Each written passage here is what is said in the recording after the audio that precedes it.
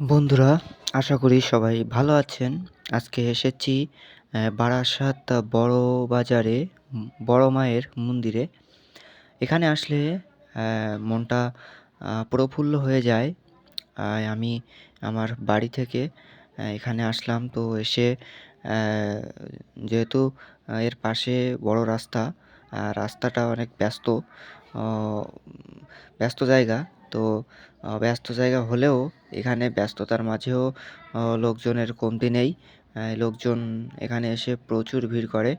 মায়ের ভক্তরা যারা আছে তারা এখানে নিত্যদিনই পূজা দেয়। আ আমি যখন গিয়েছি তখন দেখি ব্রাহ্মণ পূজা দিচ্ছে। তো ভক্তি ভরে সবাই পূজা দিচ্ছে এবং পূজা শেষে সবাইকে প্রসাদ দিয়েছিল। তো এটা হচ্ছে বাজারের সবচেয়ে বড় কালী মন্দির।